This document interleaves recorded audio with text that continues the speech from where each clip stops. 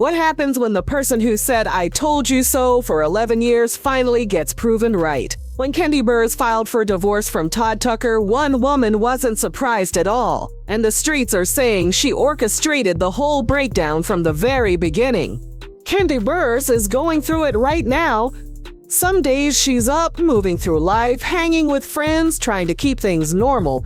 Other days, the weight of what's happening crashes down on her. Because divorce isn't just paperwork and legal battles, it's the end of a story she thought would have a different ending. In this particular ending, it's messier than anyone could have scripted.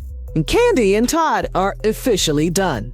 The marriage is over, and everyone wants to know what really happened because this split has more layers than a reality TV season finale. Was it the open marriage that finally spun out of control? Did infidelity cross a line that couldn't be uncrossed? Or did Kandi simply get exhausted playing ATM for a man her mother never trusted? Maybe the answer is simpler and sadder than all of that. Maybe two people living in different states, building separate lives, just turned their marriage into a business arrangement with tax benefits and nothing more. Kandi herself admitted they were only intimate once a week. Once a week? That's not a marriage, that's a gym membership you keep meaning to cancel, but never quite get around to. But here's where the story gets interesting. Because lurking in the background of this entire relationship, watching and waiting like a villain who knows how the movie ends, is Momma Joyce. And people are convinced she didn't just predict this divorce, they believe she engineered it. Momma Joyce and Todd Tucker have been at war since the moment he entered Kandi's life. The tension between them wasn't subtle. It was explosive, public, and documented on camera for the world to see. And now that the marriage has collapsed, people are pointing fingers directly at Momma Joyce, saying she took Todd to hell and back until there was nothing left to save. So the question everyone's asking is this: did Momma Joyce destroy her daughter's marriage to prove she was right all along? Let's go back to where this all started, because the beginning of this story is actually kind of beautiful. It's what makes the ending so tragic. Kandi and Todd met in 2011. He was working as a producer on the 4th season of Real Housewives of Atlanta. She was already a star, a Grammy winner, a woman who had written some of the biggest songs in music history. She didn't need the show. She didn't need the paycheck. She was there to have fun. Todd was behind the scenes, part of the crew, someone who wasn't supposed to cross that line between production and talent. But when the cast traveled to South Africa for filming, something shifted. He couldn't stop himself from pursuing her, even though he knew it could cost him his job. And here's where it gets almost mystical. While they were in South Africa, Kandi visited a healer. This healer told her something she would never forget. Wedding bells were in her near future, not someday, soon, and the man she would marry was already there with her on that trip. At the time, Kandi probably thought it was just talk. The kind of thing healers say to make you feel hopeful, but the prediction came true. Todd pursued her. They started dating, and by 2013, they were engaged. 1 year later, they were married. It seemed like a fairy tale. The producer and the star, the man who risked everything for love, and the woman who let herself believe in magic again. But Momma Joyce saw a different story from the very beginning. She didn't see a fairy tale, she saw a con. From the moment Todd entered the picture, Momma Joyce made her feelings crystal clear. She didn't trust him, she didn't like him, and she wasn't shy about saying so loudly and repeatedly on national television. She called him an opportunist. She questioned his motives. She dissected his background and found it lacking. And she made sure everyone knew that in her eyes, Todd Tucker was not good enough for her daughter. There was even a moment when Momma Joyce confronted Phaedra Parks, furious that Phaedra had introduced Kandi to Todd in the first place. She told Phaedra she could have choked her for it. All these lawyers and successful men around, and Phaedra chose to introduce Kandi to one of the workers. That's how Momma Joyce saw Todd. Not as a partner, not as a man who loved her daughter, but as a worker who got lucky. And here's the thing people forget about Kandi Burruss. She didn't need Real Housewives of Atlanta. When she joined the show in season 2, she was already set for life. She had won a Grammy for writing TLC's massive hit, No Scrubs. She had penned lyrics for Destiny's Child, Mariah Carey, Alicia Keys. Her royalties alone could fund a lifetime of comfort. When her hairstylist Derek told her the producers were looking for a new cast member, Kandi thought it sounded fun, just a way to have a good time and show a different side of herself. She had nothing to prove and nothing to gain financially. So when Momma Joyce looked at Todd, all she saw was a man with significantly less money, fewer accomplishments, and way too much interest in her wealthy daughter. The math didn't add up in Momma Joyce's mind, and she was determined to protect Kandi from what she believed was an obvious mistake. The biggest battlefield before the wedding was the prenup. Kandi wanted one. She needed one. With an estimated net worth of $30 million compared to Todd's much smaller fortune, protecting her assets wasn't just smart, it was necessary. But Todd didn't want to sign it. He resisted, he argued, and that resistance set off every alarm in Momma Joyce's head. To her, his refusal to sign was proof of everything she suspected. He wanted Kandi's money, he wanted access to her empire, and he was willing to marry her to get it. One clause in the prenup particularly bothered Todd. It required him to vacate their shared home within 30 days of separation. Essentially, if the marriage ended, he'd have to leave immediately. For Todd, that felt cold, transactional, like Kandi was already planning an exit before they even walked down the aisle. But Momma Joyce saw his resistance as confirmation. He wasn't in love. He was positioning himself for a payday.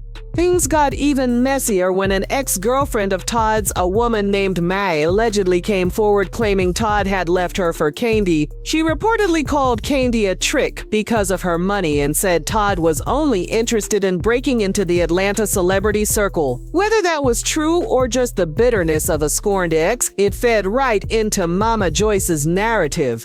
Momma Joyce was asked when she first started having doubts about Todd. Her answer was damning. She said it was after he stopped working following the Kim and Crewy wedding special. Most producers move on to their next job immediately, but Todd took 2 or 3 months off. He said he had saved money and wanted to take a break. Momma Joyce didn't buy it. To her, it looked like a man getting comfortable living off his future wife. She went further. She said she lost respect for him as a man and as her daughter's husband because he wasn't a provider. She even said she had seen pictures of his parents and his father's background was questionable. She picked apart everything about him from his work ethic to his family history and found him unworthy. At one point, Momma Joyce even suggested that her best friend Carmen might be sleeping with Todd. The accusation was wild, inflammatory, and deeply hurtful, but it was part of a pattern. Momma Joyce wasn't just disapproving, she was actively trying to destroy Todd's reputation. And here's where people start to blame Kandi. Many believe she should have shut her mother down from the beginning. She should have set boundaries, refused to let the disrespect become a storyline, and protected her husband from public humiliation. But Kandi saw things differently. In her mind, Todd should have been the one to respect her mother, regardless of how Momma Joyce treated him. There was even a time when Momma Joyce skipped a baby shower because Todd didn't speak to her at a restaurant. Kandi thought Todd was being disrespectful. Todd reminded Kandi that Momma Joyce had done countless disrespectful things to him over the years, so he didn't understand why him not saying hello was grounds for missing such an important event. Kandi still felt Todd was in the wrong. She believed that because Momma Joyce was older, Todd should always show her respect, no matter what. That belief put Todd in an impossible position. He was expected to endure insults, accusations, and public attacks, all while maintaining perfect respect for the woman tearing him down. For years, this dynamic played out on camera and behind the scenes. Momma Joyce never softened. Todd tried to prove himself by working hard, expanding their business empire together. He played a significant role in growing their restaurant ventures like Old Lady Gang and Blaze Steak and Seafood. He helped launch their production company, Broadway Production, which produced projects including a Shakespeare play starring Denzel Washington. But no matter what Todd did, Momma Joyce's opinion never changed. She still saw him as an opportunist. She still believed he married Kandi for her money, and she never missed an opportunity to remind everyone of that belief. So when the marriage started cracking, people wondered if Momma Joyce's constant attacks had finally worked. Did her relentless negativity poison the relationship beyond repair? But there were other factors at play. Factors that had nothing to do with Momma Joyce and everything to do with the lifestyle Kandi and Todd chose. Kandi has been open for years about her fluidity and the decisions she and Todd made to bring third parties into their marriage. On her show, Kandi Co-Ed, she confirmed that she and Todd still had threesomes occasionally. She even mentioned one happening within the past 6 months before the divorce filing.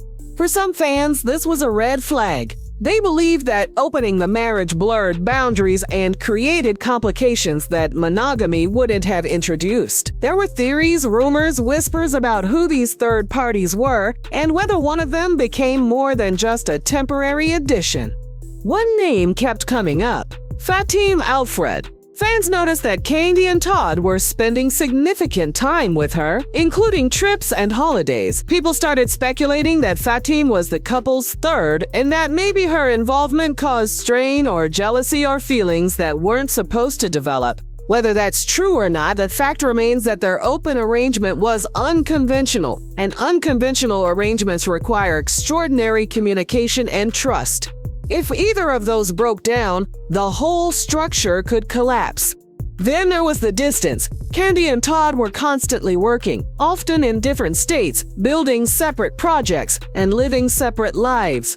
Kandi admitted in a past interview that they were essentially in a long-distance relationship, only being intimate once a week. Once a week! For a married couple living under the same roof sometimes? That's a brutal statistic. It suggests disconnection, exhaustion, two people who became roommates instead of lovers. Add in the demands of fame, the pressure of running multiple businesses, the scrutiny of living life on camera, and the constant presence of Momma Joyce reminding Todd he wasn't good enough, and you have a marriage hanging on by a thread. That thread finally snapped. Kandi filed for divorce, citing that she and Todd had been legally separated since July 15, 2025. She released a statement saying the decision came after deep thought and prayer. She said her focus was on protecting her peace, being the best mother possible, and co-parenting with love and respect. She appeared on an Amazon live stream and emphasized that no matter what she and Todd were going through, they were parents together. They had beautiful children together, and they were committed to making the transition as smooth as possible for the kids. Kandi didn't reveal the specific reason for the divorce, but the legal details that emerged told their own story. Todd reportedly didn't want to be the one to file first because he planned to seek alimony. In Georgia, when one spouse earns significantly more than the other, the courts can require the higher earner to pay spousal support. Kandi, with her multiple businesses, royalties, and long-term income streams, fits that description perfectly. Todd is also claiming he doesn't have stable housing since he sold his New Jersey apartment. That claim could support his request for temporary financial help during the divorce process. The prenup Kandi fought so hard for protects everything she owned before the marriage. Her homes, her money, her companies, her assets, all of that is safe. But anything placed into joint accounts and income earned during the marriage is still subject to being split 50-50. On top of the financial battle, Todd is reportedly considering seeking full custody of their children, even though Kandi requested joint custody. If that happens, the divorce could turn into an even uglier legal war. People are watching all of this unfold and connecting the dots back to Momma Joyce. She warned Kandi. She predicted this. She told her daughter that Todd was using her, that he wasn't trustworthy, that the marriage would end badly. And now it has. So was Momma Joyce right all along? Or did her constant interference become a self-fulfilling prophecy, poisoning the marriage until there was nothing left to save? That's the question people can't stop debating. Some believe Momma Joyce saw the truth from the beginning and tried to protect her daughter. Others believe she sabotaged a relationship that could have worked if she had just stayed out of it. Either way, Kandi is now facing a painful new chapter. She's pouring herself into work, into her family, into her own growth. She's asking for privacy and grace as she navigates this transition. But the streets aren't giving her privacy. They're dissecting every detail, every rumor, every possible explanation for why this marriage fell apart. Was it the open marriage, the distance, the money, the alleged cheating, Momma Joyce's relentless attacks? Or was it simply two people who grew apart despite their best efforts? The truth is probably all of those things, and none of those things. Marriages don't collapse because of one reason. They collapse because of 1,000 small cuts that eventually bleed out. Kandi and Todd's story isn't just about a celebrity divorce, it's about family interference, financial imbalance, unconventional lifestyles, and the impossible pressure of living your relationship in front of millions of people. It's about a mother who never approved and a husband who could never measure up. It's about a woman who built an empire and a man who wanted to build beside her but was never seen as an equal. And now, as the legal battles begin and the custody fight looms, one thing is certain: this ending is just the beginning of a much longer, messier story. Momma Joyce is probably sitting somewhere vindicated, finally able to say what she's been thinking for over a decade. I told you so. But the real question is, at what cost? Did she save her daughter from a bad marriage, or did she help destroy a good one? More details are going to come out, more accusations will fly, more secrets will spill, and through it all, Kandi Burruss will have to pick up the pieces and figure out what comes next. Because the woman who wrote No Scrubs, the anthem about not settling for less, is now living the very thing she warned other women about all those years ago, and the irony of that isn't lost on anyone. The divorce everyone saw coming is finally here, but the story behind it, that's something nobody could have fully predicted. Not even Momma Joyce.